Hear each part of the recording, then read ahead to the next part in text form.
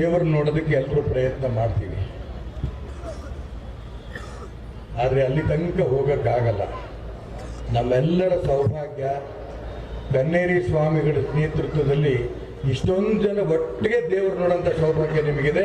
ಅವ್ರ ಸ್ವಾಮಿಗಳಿಗೆಲ್ಲ ಸಾಷ್ಟಾಂಗ ನಮಸ್ಕಾರ ಮಾಡಕ್ಕೆ ಇಷ್ಟಪಡ್ತಾರೆ. ಸಿದ್ದು ಸೌದಿಯವರು ಜೈಕಾರಕ್ಕೆ ಕೂಗಿದ್ರಿ, ನಮ್ಮ ತಾಯಿ ಜೈಕಾರಕ್ಕೆ ಕೂಗಿದ್ರಿ. ಆದರೆ ನಿಮ್ಮ ಜೈಕಾರ ವಿಧಾನಸೌಧದ ತನಕ ಮುಟ್ಟಬೇಕು. ಹಂಗೆ ಕೂಗ್ತೀರಾ? ಎರಡು ಕೈ ಎತ್ತಿ ಭಾರತ್ ಮಾತಾ ಕೀ ಸಾಲು.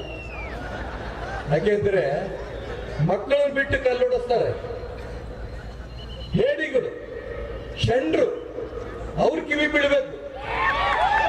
ಭಾರತ್ ಮಾತಾ ಕೀ. ಟಿವಿನವರು ನಾನು ಪ್ರಾರ್ಥನೆ ಮಾಡ್ತೇನೆ. ನಾನು ಅನೇಕ ಸಾಧು ಸಂತರ ಕಾರ್ಯಕ್ರಮಗಳು ಭಾಗವಹಿಸಿದ್ದೀನಿ, ರಾಜಕೀಯ ಪಕ್ಷದ ಕಾರ್ಯಕ್ರಮದಲ್ಲೂ ಭಾಗವಹಿಸಿದ್ದೀನಿ. ಆದರೆ ಇಷ್ಟು ಕೇಸರಿ ಸಾಗರದ ರೂಪದಲ್ಲಿ ನಾನು ಯಾವುದು ನೋಡಿಲ್ಲ. ದಯವಿಟ್ಟು ನಿಮ್ಮ ಟಿವಿನವರು ಒಮ್ಮೆ ಆ ಕಡೆ ತಿರುಗಿಸಿ ನೋಡಿ. ತುದಿ ಕಾಣೋದಿಲ್ಲ.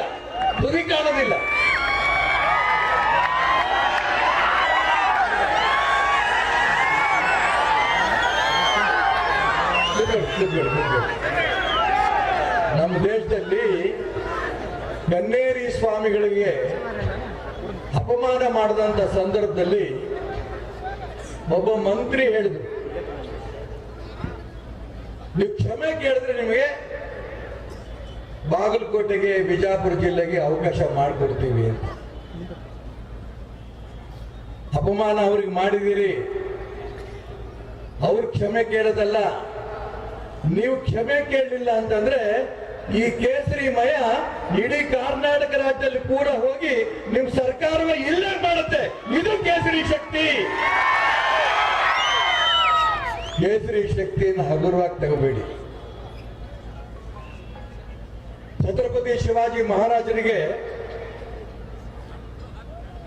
ತಾಯಿ ಜೀಜಾಬಾಯಿ ಒಂದ್ಸರಿ ಬಂದು ಕೇಳ್ತಾರೆ, ಯಾಕಮ್ಮ ನೀನ್ ಬ್ಲೌಸ್ ಹಾಕೊಂಡಿಲ್ಲ ಅಂತ. ಶಿವಾಜಿ ಮಹಾರಾಜರು ಜೀಜಾಬಾಯಿ ಕೇಳಿದಾಗ ಆ ಜೀಜಾಬಾಯಿ ಉತ್ತರ ಕೊಡ್ತಾಳೆ, ಆ ಗುಡ್ಡದ ಮೇಲೆ ಹಸಿರು ಧ್ವಜ ಹಾರ್ತಾ ಇದೆ, ಆ ಹಸಿರು ಧ್ವಜ ತೆಗೆದು ಅಲ್ಲಿ ಕೇಸರಿ ಧ್ವಜ ಹಾಕಿದ್ರೆ ಆ ಹಸಿರು ಧ್ವಜದನ್ನ ನಾನು ಬ್ಲೌಸ್ ಹೊಸ್ಕೊಂಡಿದ್ದೀನಿ, ನೀನ್ ಮಾಡ್ತೀಯಾ ಅಂತ ಕೇಳ್ತಾಳೆ.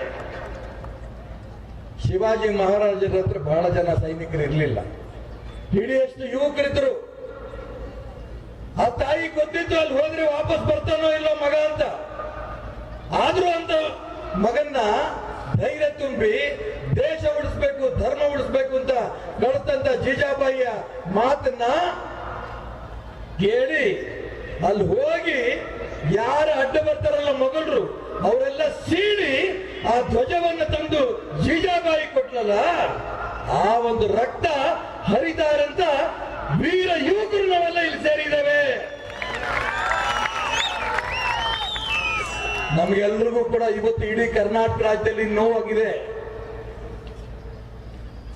ಬಾಗಲಕೋಟೆಯಲ್ಲಿ ಛತ್ರಪತಿ ಶಿವಾಜಿ ಮಹಾರಾಜರ ಮೆರವಣಿಗೆ ಹೋಗ್ತಾ ಇದೆ. ಸಂತೋಷದಿಂದ ಭಾರತ್ ಮಾತಾಕ್ಕೆ ಜೈ, ಹಿಂದೂ ಧರ್ಮಕ್ಕೆ ಜೈ, ಶಿವಾಜಿ ಮಹಾರಾಜಕ್ಕೆ ಜೈ ಅಂತ ರಾಷ್ಟ್ರಭಕ್ತರು ಕೂಕೊಂಡು ಹೋಗ್ತಾ ಇದ್ರೆ ಮಸೀದಿಯಿಂದ ಕಲ್ಲು ಬಿಸಾಕ್ತಾರೆ, ಚಪ್ಪಲಿ ಬಿಸಾಕ್ತಾರೆ. ಎಷ್ಟು ಸೊಕ್ಕಿರ್ಬೇಕು, ಎಷ್ಟು ದಿಮಾಗಿರ್ಬೇಕು. ಇಲ್ಲಿ ಅನ್ನ ತಿಂದು ಇಲ್ಲಿ ಗಾಳಿ ಕುಡಿದು ಭಾರತ್ ಮಾತಾ ಕಿ ಜೈ ಅಂತ ಕೂಗ್ತಾ ಇರಂತ ಯುವಕರ ಮೇಲೆ ಚಪ್ಪಲಿ ಬಿಸಾಕಿಯಾರಲ್ಲ, ಅಂತ ನೀಚ ವ್ಯಕ್ತಿಗಳಿಗೆ ಕರ್ನಾಟಕ ರಾಜ್ಯದಲ್ಲಿರುವಂತಹ ದೇಶದ್ರೋಹಿ ಮುಸಲ್ಮಾನರಿಗೆ ಈ ರಾಜ್ಯದಲ್ಲಿ ಅವಕಾಶ ಇಲ್ಲ. ಇದನ್ನ ಈ ಕೇಸರಿ ಪಡೆ ಮಾಡುತ್ತೆ, ಈ ಕೇಸರಿ ಪಡೆ ಮಾಡುತ್ತೆ. ಇವತ್ತು ನಿನ್ನೆ ಕಾರ್ಯಕ್ರಮ ಅಲ್ಲ ಇದು. ಕನ್ನೇರಿ ಸ್ವಾಮಿಗಳು ಮಾಡ್ತಾ ಇರೋದು ಕೆಲಸ ಏನು? ಗೋವನ್ನು ಬೆಳೆಸ್ತಾ ಇದ್ದಾರೆ. ಗೋವನ್ನು ಒಂದು ಪ್ರಾಣಿ ಅನ್ಕೊಂಡಿಲ್ಲ, ಗೋವನ್ನು ನಮ್ಮ ತಾಯಿನಂತ ಭಾವನೆ ಇಟ್ಟುಕೊಂಡು ಇಡೀ ಕರ್ನಾಟಕ ರಾಜ್ಯದಲ್ಲಿ ಯಾವುದೇ ಗೋಶಾಲೆ ಹತ್ರ ಹೋದ್ರೆ ಕನ್ನೇರಿ ಹೋಗಿ ನೋಡ್ಕೊಂಡ್ ಬನ್ನಿ. ಕನ್ನೇರಿ ಸ್ವಾಮಿಗಳು ಯಾವ ರೀತಿ ಗೋವುಗಳು ಬೆಳೆಸ್ತಾ ಇದಾರೆ ಅಂತ ತೋರಿಸ್ತಾ ಇದ್ದಾರೆ ಅಂತ ಮಹಾಸ್ವಾಮಿಗಳು. ಈಗ ತಿಂತಾರಂತ ಆಹಾರ ವಿಷ ಅಂತ ಗೊತ್ತಾಗ್ತಿದ್ದಂಗೆನೆ ಸಾವಯವ ಕೃಷಿ ಬೆಳೆಸಬೇಕು ಅನ್ನಂತ ಪ್ರಯತ್ನ ನಡೆಸ್ತಾರಂತ, ಸ್ಫೂರ್ತಿ ಕೊಡ್ತಾರಂತ, ರೈತರಿಗೆ ಅವಕಾಶ ಮಾಡಿಕೊಡ್ತಾರಂತ ಸ್ವಾಮಿ ಕನ್ನೇರಿ ಸ್ವಾಮಿ. ಇಂಥ ಸ್ವಾಮಿಗಳಿಗೆ ನೀವು ಬ್ಯಾನ್ ಮಾಡ್ತೀರಾ?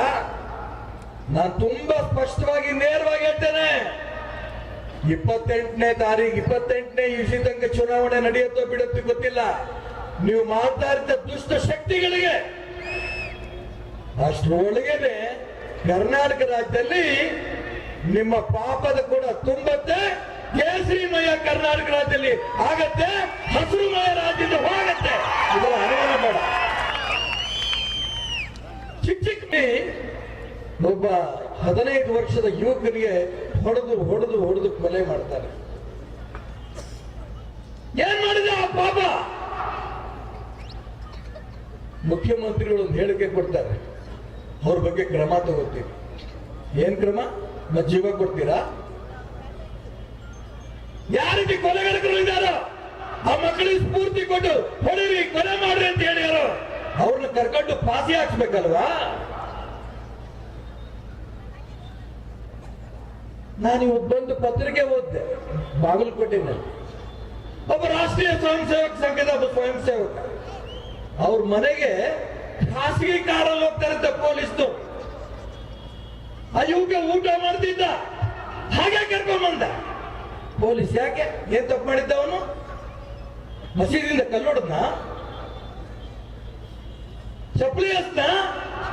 ಅವನು ಹೇಳಿದ್ದು ಇಷ್ಟೇನೆ, ಯಾವ ಮಸೀದಿಯಿಂದ ಕಲ್ಲು ಚಪ್ಪಲಿ ಬಂತೋ ಆ ಮಸೀದಿ ಸೀಸ್ ಮಾಡಿ, ಅಲ್ಲಿ ಮುಲ್ಲ ಅರೆಸ್ಟ್ ಮಾಡಿ.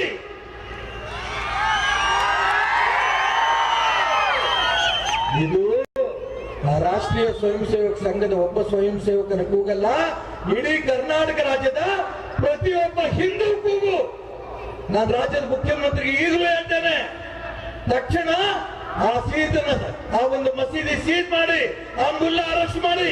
ಇಲ್ಲ ಅಂತಂದ್ರೆ ಯಾವ ರೀತಿ ಬಾಬರಿ ಮಸೀದಿ ಧ್ವಂಸ ಆಯ್ತು, ಕರ್ನಾಟಕ ರಾಜ್ಯದಲ್ಲಿ ಅತಿ ಹೆಚ್ಚು ಮಸೀದಿಗಳು ಧ್ವಂಸ ಆಗುವಂತ ಸ್ಥಿತಿ ಬಂದಿತ್ತು. ಈ ಎಚ್ಚರಿಕೆ ಕೂಡ ಕಿತ್ತುಕೊಂಡಿದ್ದಾರೆ.